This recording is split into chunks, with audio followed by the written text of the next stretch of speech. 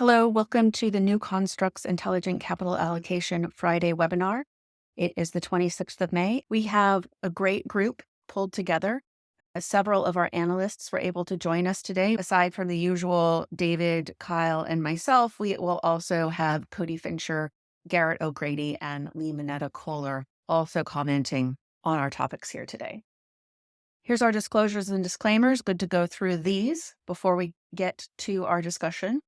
We have a packed agenda today, as you can see. The agenda is on the right, and on the left, I'm going to briefly go through the welcome and announcements because I know we have a lot to get through.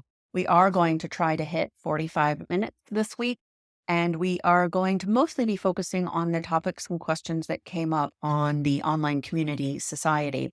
I do hope that you're able to make it out there. There's some really great contribution happening from many of our amazing members. Speaking of members, we have an upcoming member survey that will be in your email inbox shortly. I would very much appreciate if you took the time to fill that out. It should take you a couple of minutes.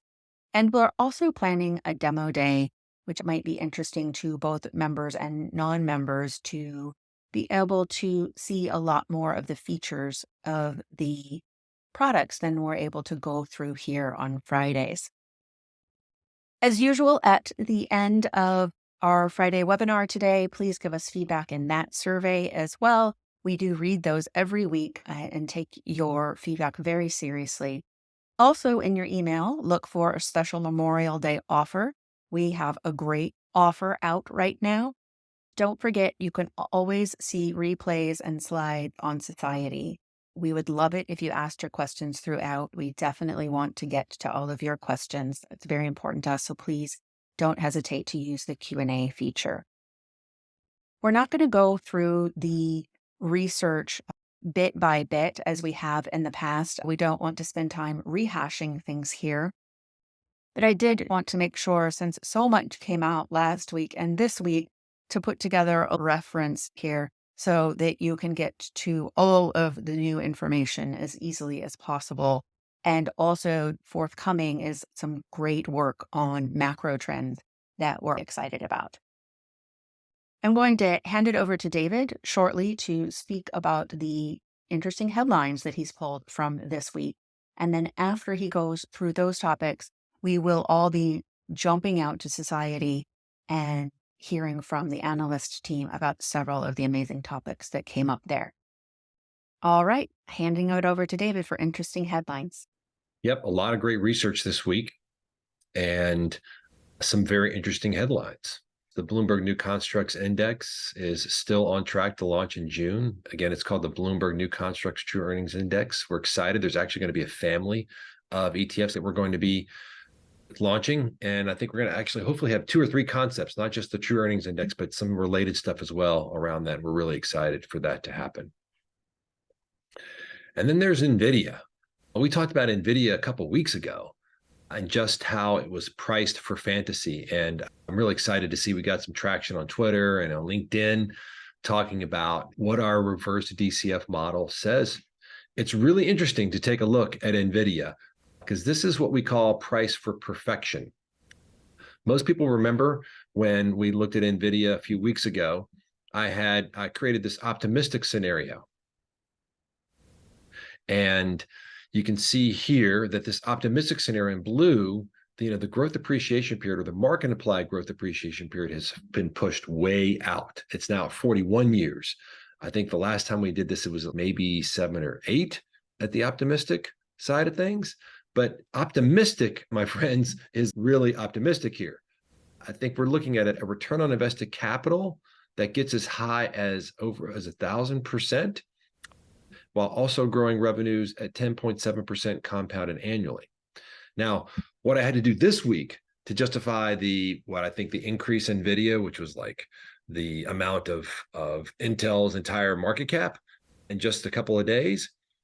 So this week I went back and I modified my neutral scenario. It's actually more optimistic than the optimistic scenario. Don't let that confuse you. But I just modified it and I jacked up the revenue growth rates up to 20% for a long, long time, just so I could get this curve so steep that we would get to a stock price in a shorter amount of time. Most people like to look at these reverse DCFs, with timeframes no more than 20, maybe 25 years. So you can always do that if you jack up the revenue and margins high enough. And that's what we did here. 18 years of compounded annual revenue growth of close to 20%, and a return on invested capital that gets up over 300%, or 10 times higher than what it is today. I can actually tell you the exact number. If we go to the DCF review and we go to the neutral scenario, we can look at the values implied. You can see my 20% revenue growth. 10.4 is consensus, so we left that in there. 20% going all the way out up to 18 years. That's where we get a price that's at $356 a share. In 19 years, we get 389, which is actually closer to where the price is today. So you could technically take data from this column. And what you'll see is that the return on invested capital gets up over, not 300%, I'm sorry, I was wrong, closer to over 700%. So 20 times higher than what it is today. Return on invested capital, 20 times higher than what it is today, while growing revenue at 20% compounded annually for nearly 20 years. If that's not price for perfection, I don't know what is. In the optimistic scenario, when we go out 41 years, I think we're looking at a return on invested capital that gets up over 1,000%. Yeah, 1,046%. Now, some of you who remember the last time we talked about this model, we were talking about how the NOPAT margin we had in here was way higher than it had ever been. And you'll also see that the NOPAT margin stays the same. So how does the NOPAT margin stay the same and return on invested capital goes up? Well, that's because we've got some really low conservative expectations around how much capital is going to be needed to grow the business. You can see here, we're talking about 1.3 billion in capital, and NOPAT is growing by 20 billion, right? That's our way of being conservative in terms of saying they're not going to need a lot of capital to grow the business. Now, is that realistic? No, but what it does do is make for a best case scenario, right? And the best case scenario is here to show you that we're not trying to play with the numbers. We're not trying to figure out a way to make the revenue growth and NOPAT margins look really high because we're plowing so much capital into the balance sheet and making free cash flow highly negative. No, free cash flow is huge. It's almost the same as NOPAT. Is that probably too optimistic? Absolutely. But I think it only reinforces the point that the expectations baked into the stock price are extremely high. The future financial performance required to justify the current stock price, the free cash flow, the return on invested capital, the margins, they're all extremely high. Here again is a look at the margins. We're showing a 45% pre-tax profit margin. Cash tax rate for this business has always been really low, right? Especially in the last few years. So this is kind of the number that's the big change. And so in both the neutral and optimistic scenarios, we're giving them a credit for getting up to 45%, which is about 33% or 30% higher than what the company's ever done in the past. Best ever number is 35.4, 2019. It's a lot lower now. And anyway, that's again, super high future performance. And even when you put in these super optimistic scenarios, you're getting to really impressive amounts of time over which they have to achieve those super impressive performance numbers. So I think another way of talking about how this stock is priced for perfection.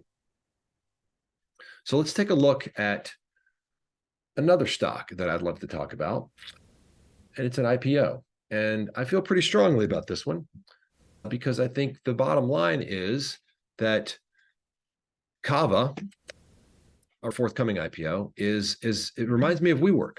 And you guys may remember what happened with WeWork. We put out a report saying WeWork is the most ridiculous IPO of 2019, and that IPO never happened. Now, yeah, the company made it public because it went through via SPAC. That's a way to get through rigorous IPO. It's a backdoor way into getting to be a public company. And I think Wall Street really did that as a favor to SoftBank. The WeWork IPO originally failed, in no small part due to the work we show just about how bad an investment that was. It was a way to rip off unsuspecting investors. And Cava, we don't believe to be very different. This is a business that's highly unprofitable, and it's only going to get more unprofitable. It's burning cash. It actually would be a zombie stock, right? Kyle wrote this up this week. It's out on our site. And you'll see that the business has never been profitable. And we think the reason they're pushing for this IPO soon is because the business is only going to get worse. Most of what they've been able to do is to fund their growth in stores by buying former Danger Zone pick Zoe's Kitchen, which went out of business, another Danger Zone pick. And they bought those stores, which was a cheap way to get a whole bunch of stores. I think they bought it out of bankruptcy. And that's been a very cheap way for them to grow the business. Well, the management themselves says, we anticipate that our operating expenses will increase substantially in the foreseeable future. Following the completion of the conversions of the remaining Zoe's Kitchen locations, we expect that the capital requirements to open a new restaurant will be significantly higher. In other words, cash flow burn is getting worse, not better. Now, this would be a zombie stock if it were actually public. And that's because they're burning about 120 million a year, and they only got 23 million left as of about a month ago. From that point, they had 2 months of cash. So they're down to about a month left of cash right now, unless they shut things down or really reduced executive pay, right? And again, that's where the money goes in these businesses. Your shareholder capital, should this company go public, let me make no bones about it. Your shareholder capital will line the pockets of Wall Street bankers and the executives running an unprofitable business. If this company goes public at a $1.5 billion valuation, that is a value transfer from the buyers of these IPO shares to the owners of the company today, and the executives and the employees who get paid with that capital, because we don't believe this business will ever make money. It's burning cash right now, and it's expected to burn cash more in the future. And a business that is super competitive. Look how many businesses are in this fast casual space. This kind of reminds us of Sweetgreen, which is the same thing. They got no chance of being profitable. They're selling lettuce, all right? And they're not profitable, and we don't think they ever will be. And in order for Cava to get to the scale of the more profitable businesses, again, it's going to have to expend a ton of capital. We just don't think it's happening. So in no uncertain terms, let me say that investors should at all costs avoid this stock. I think an IPO like this is bad for investors. It's bad for the market. It's bad for society, because it represents a value of transfer from less wealthy to more wealthy people. I guarantee you the Cava CEO, et cetera, I guarantee you they are not poor people. They're 1%ers probably. Not that winning the 1% is bad, just saying that they're wealthy, all right? And they're going to get more wealthy from this deal, and they're going to do so at the expense of the investors who choose to buy into this IPO. I think you should avoid it in case that's not clear. Now, the silver lining here is that not all IPOs are bad. Every now and then, we come across an IPO that actually looks pretty good. I'm going to kick it over to Garrett to talk about Atmus, a company that actually is IPO'd. It's going public today, and it's a little bit more interesting than Cava. You want to avoid Cava, you might want to take a good look at Atmus, but I'll let Garrett talk more about that. Atmus Filtration, they opened today at 1950, and we have them as very attractive in our system. And I'm just looking at their stock price right now. They're up 15%, so they're getting a pretty nice bump. Before we get to the Atmus slide, you guys hit on Cava. That's going to be a catastrophe, as I coined, and very unattractive in our system. So Atmus is very attractive, even more attractive than GE Healthcare was. Do you know the last time we had a very attractive IPO in the system? I mean, it's been. That's the crazy thing that threw me off, because I've added a lot of these IPOs to coverage, and almost every time it's very unattractive. I don't think I've ever added a very attractive IPO. So this is a one-off. So this might be potentially a good investment. Tam, if you want to go to the next slide. I'm definitely not the guy to ask about filtration. Definitely don't know the business inside and out, but I wrote about a little bit in Society this week. Very attractive rating, return on invested capital at 28%, free cash flow yield looks good, and super low expectations. Pretty good sales growth. I think they have $1 billion in sales, as David alluded to. This is an established business, a 65-year history, presence in 150 countries, lots of employees. So this is a real business that you're looking at. And I did a reverse DCF on it. And in year one, you can almost make an argument that it should be priced at $30 a share already. these spinoffs for everyone out there, these might be good businesses, good investments for you guys to all look out. They might be, as I have at the bottom, maybe some buried treasure in plain sight. So instead of focusing on Cava and these hyped up IPOs, might just want to focus on these boring spinoffs. The food at Atmus is not as good as it is at Cava, I think. But it's a Cava's better okay. stock. It's a better stock though. They're a wannabe Chipotle, but I prefer Chipotle. So. Oh, wow. That sounds like an arm wrestling match waiting to happen. Yeah. I had a question about this. Is it a thing to short IPOs, or can you not do that? I think it would be difficult. I mean, the question is, would there be shares you could borrow Right. at the IPO? And I don't know that there would be, because they would not be on the market yet. Okay. So I don't know that you could short. And we're not necessarily looking to give advice about buying or shorting or actual trading. We're just saying, listen, in terms of risk reward, these things look bad. And you got to be careful. You can always not buy. Yes. Correct. Yeah. And a lot of those IPOs that were on Garrett's list a minute ago that were down 70, 80+%, they went up a whole bunch. If you actually look at how far they've fallen from their peak, you're talking 90+%. So they IPO'd and went way up for a while and then came down. I wouldn't be that surprised. Look, I hope Cava never makes it public. As I said before, it's bad, but I would not be surprised if it did go public and it did spike up, because Wall Street bankers who underwrite the deal have a responsibility to the company, and often they make promises they're going to make sure the stock does well for a while, hopefully for as long as it takes for the original owners to unwind all of their shares.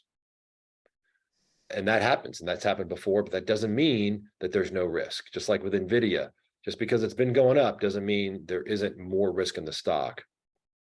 So be careful. Stephen makes a good point. Filters eat dirt. I love that. Anything else, Garrett, that you want to add out there before we head off to Johnson & Johnson? No, you're all set to move on. Yeah. Okey-doke. Thanks, Tim. Thank you. I'm going to make sure that this is big enough. I think so. So there's several things that we wanted to make sure to go through on society. I know that Lee wanted to touch on the Johnson & Johnson, Microsoft, was it J&J? Yeah, I think we're not the only people in America or the world talking about the credit ceiling debate in Congress. I know also that Fitch noted earlier this week that they put the U.S. Treasuries on watch, and that Johnson & Johnson and Microsoft bonds have a lower yield than U.S. Treasuries do right now. I think I'm more interested in what the market has to say here than what Fitch has to say or others. It's an interesting conversation. We'll see what happens through the Memorial Day weekend. I think we got a very little time to get this figured out. And I would transition that into the next question. I think we had a question about when to get in, when to get out, and if we can predict what, when, and for how long. Jerry's question. Yeah, I mean, I think the answer there is a little bit like the answer that the market's given us about treasuries, is that it's really all about risk reward. We don't have a crystal ball and we can't predict what people are going to do. But what we can do is position ourselves in a way that we feel like in aggregate, we're going to make the right decisions. We've got these model portfolios that Kyle and David run. And, sometimes we get it right and sometimes we get it wrong. But what you can do is try to guarantee that you're right more of the time and that you protect yourselves from big blowups. So it's impossible for us to predict what's going to happen either with the credit ceiling debate or with individual stocks. Timing is difficult, if not impossible. It's driven by human behavior. And so what we want to do is try to balance and manage risk and reward. And that's the best we can do. It's a good question, Jerry. And I wish I knew the answer to it as well. I wish we had a crystal ball, but we don't. We'd have that new constructs. Yeah. We'll let you know when it starts working. That's right. You'll be the first to know. Excellent. Anything else that you wanted to make sure to cover, Lee? No, that's all on my list. Okay, great. Then I'm going to hand this over to Cody. Cody, do you want to drive or do you want me to move to Albertsons? I think I will take over so I can go out to a model. Awesome. And folks, please do ask questions as we go through this.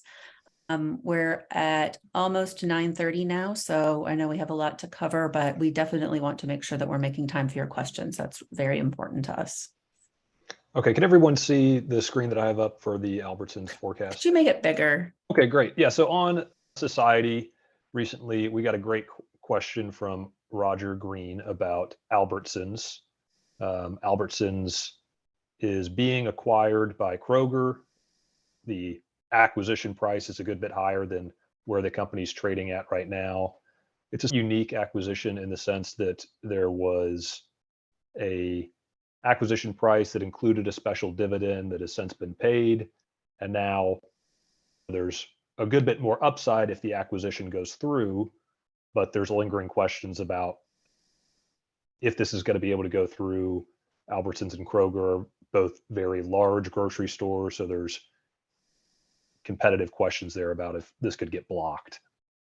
But the question that Roger had is maybe this works in both scenarios, because Albertsons looks like it could be a good company just on its own. So it might not be a bad holding if the acquisition gets blocked, and it would be a great holding if they're just going to get acquired here in a little bit at a much higher price.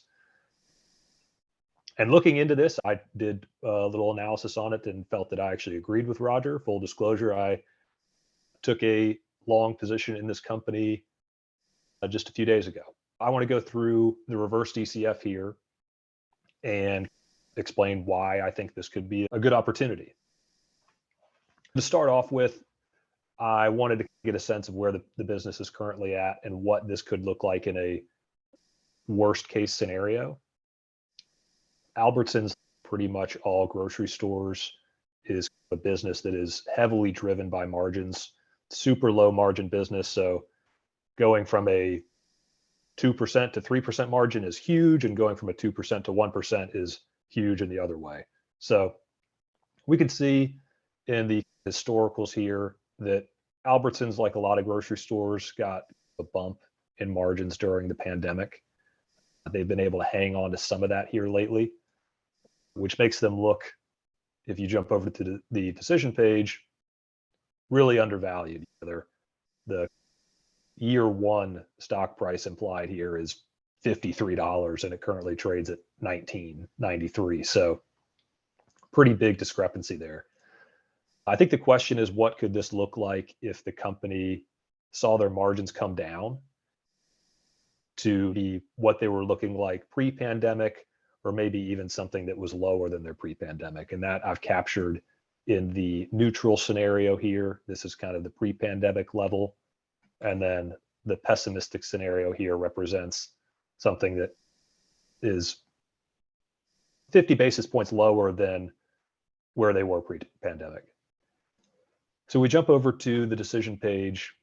I'll pull up the neutral and the pessimistic. You can see in the pessimistic scenario, you got your gap year out here in 2038. Not ideal, but that's kind of a worst case. Even in a neutral scenario where you're budgeting a margin to come down a good bit from where it is today, you've got a gap year of 3 there. So I think even as a standalone business, Albertsons might not be tremendously exciting, but it doesn't look like a company that's going to blow up your portfolio in any way. Looks very undervalued from this perspective. So I think having that along with the upside of them being acquired is an interesting opportunity. And it's really the reverse DCF here that gives me the confidence to take a shot on a company that I don't know the probability exactly of this acquisition going through. But since I can model this stuff out, I feel okay, because I know even if it's a standalone business, it's not something I hate to own. Cody, what's the proposed acquisition price? How much higher is that than the? Yeah, I have it. Roger did a great job. Let me share this tab of laying out the structure of the deal. So it was a offer at $34.10 per share, which included a special dividend of $6.85 that already got paid.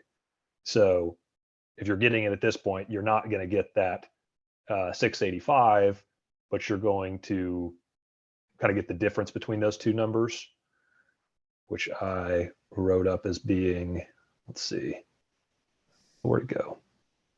Yeah, 27.25 would be the difference, which at the time that I was writing up this comment was 34% upside from where the stock was trading at.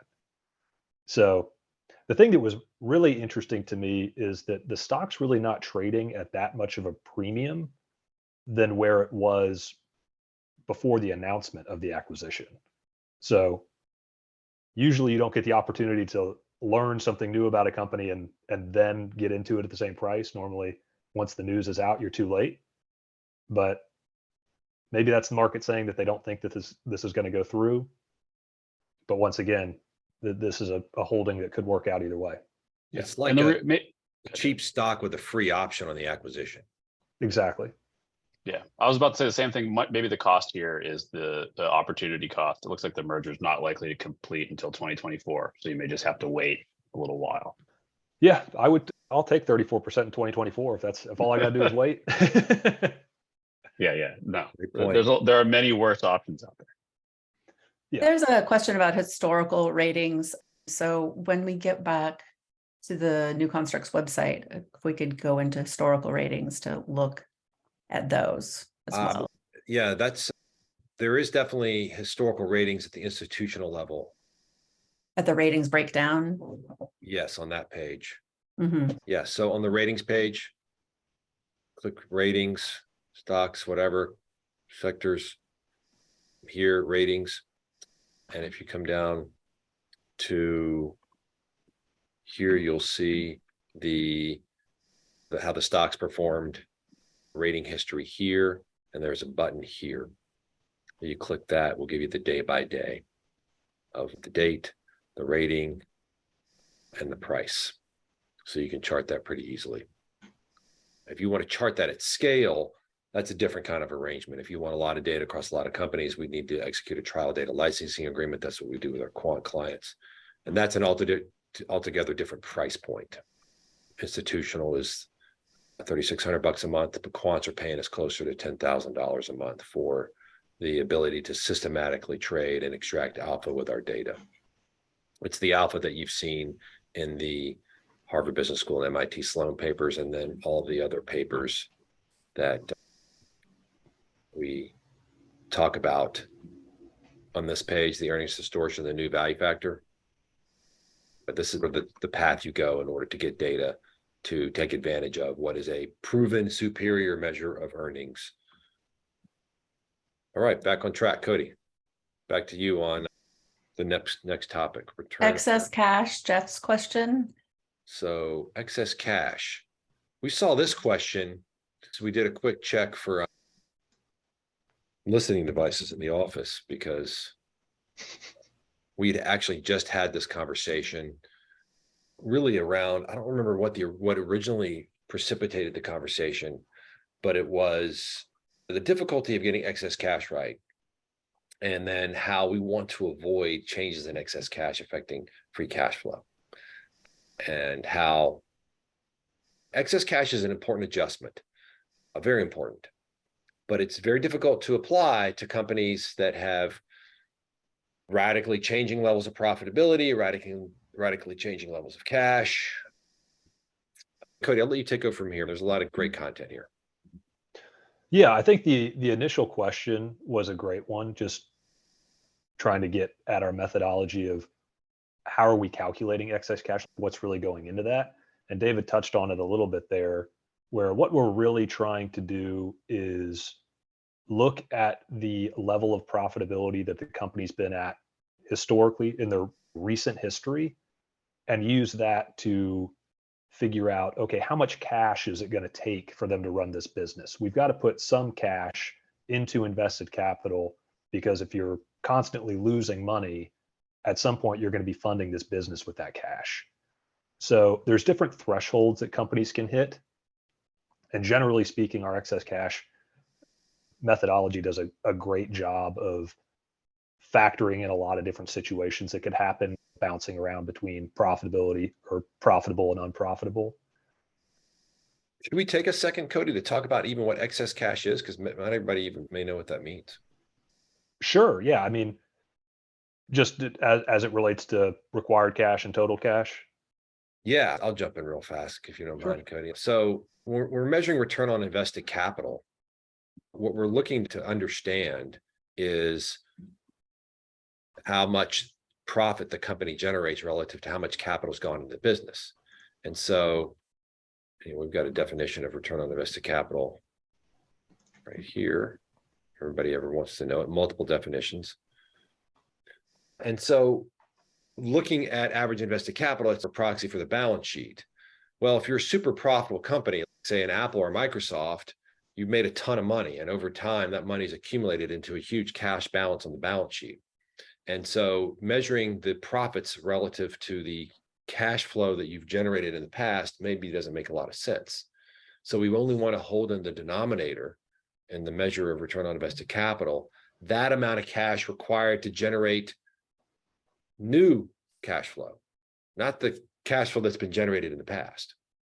Another way of put it is we want to hold the amount of cash in the invested capital that's needed to run the business. You don't need the past cash flows to run the business. So we pull that out, we call it excess cash, so that our return on invested capital gives us a better proxy for what the incremental return might be. And so that's excess cash. It's funny though, with a super unprofitable IPO, we're probably going to keep all the cash on the balance sheet in our invested capital in that situation because they're losing money and they're probably going to burn it all and they're going to need that. And as long as a company is burning capital, we don't give them a lot of excess cash or any. And so it's a tricky thing. As you can imagine, if you look at a lot of companies, the number of scenarios around making money, losing money is infinite. So trying to get the excess cash right for all these edge cases can be tough. I think our methodology is best in the business. And again, if you ever want to change what it is we're doing with respect to excess cash, that's something you can very easily do. And if you were to go to the financials and go to invested capital, you could see how much exactly excess cash is in there. And if you wanted to change excess cash, all you got to do is go to the overrides page and say, okay, I got 12 billion in excess cash. Why don't I add that back? So that's going to give me now 34 billion roughly in invested capital and 33 billion in average invested capital. You'd save that off and you'd see a radically lower return on invested capital. So we'll stop there. Cody, I'll let you come back to this topic if you want on excess cash. Yeah, No, I think last minute, Cody, you get the last minute before we go on to stock picks.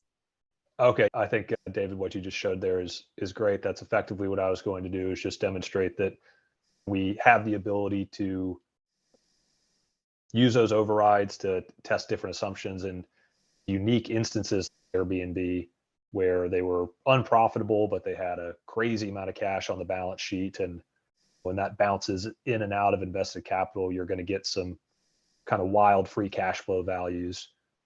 But generally speaking, the methodology works great across a ton of companies. And when it does produce maybe some weird results, we've got the modeling tools to make those adjustments. Yeah, I wanted to throw in there that for most companies, it's 5% of revenue that we use for required cash and the rest is excess. So we do have those other thresholds, but generally speaking, they're 5%. And we go out of our way to try to only change it in cases where we're certain that a change is happening. So like you said, Cody, it can change. We try not to let it change. It is true that it can sort of overwhelm the free cash flow calculation when that happens. We try to make that not happen. But we also want to reflect the realities of the changing profitabilities of businesses over time. It's a tough one. Kind of darned if you do, darned if you don't. If you make adjustments, you got to deal with the fact that companies can change pretty radically overnight in certain ways. So that's the challenge with a large scale modeling platform like what we have. And we're very aware of it. I think we do about as good a job as anybody in the world at managing that. All right, let's hand it over to Kyle for our last 90 seconds for some stock picks. Interesting stuff happening these days, Kyle. Yeah. These are updated with the closes as of yesterday. We'll just touch on a few, but the big move today was actually a zombie stock, Tilray, ticker TLRY, down I think 21% right now, just today. But the two I put together here was Express, down 21% over the past week compared to S&P down 1%. It's down 77% since our original report, or which time the S&P was flat. This was once a meme stock, which doesn't seem like that long ago that these were trading at huge valuations, but it's since come way down. You can see the year to date there, almost 29%. Down another That's on- 9% today. Yeah, it's even fallen further. I wanted to point that one out on the short/danger zone side. And if you go to the next one, the long side, looking at Tyson, it was actually up 4% over the past week versus the S&P down 1%. When I pulled up the 5-day chart there, Tyson over the past week has done well, and was a recent addition to our focus list. Long on the long side, was already seeing some good performance on a new addition there. And then I think if you want to get more on the focus list, short, long, and zombie stocks, there's actually some live indices you can go check out at these links once Tam posts the slides and everything. And they can track all of these portfolios day to day. Yeah, and I wanted to note that those focus lists are ones that we actively curate. So that's got Kyle looking and David looking at those on a regular basis. All Excellent. right, thanks. Thank you very much. Have a great weekend. Take care, everybody. Bye-bye.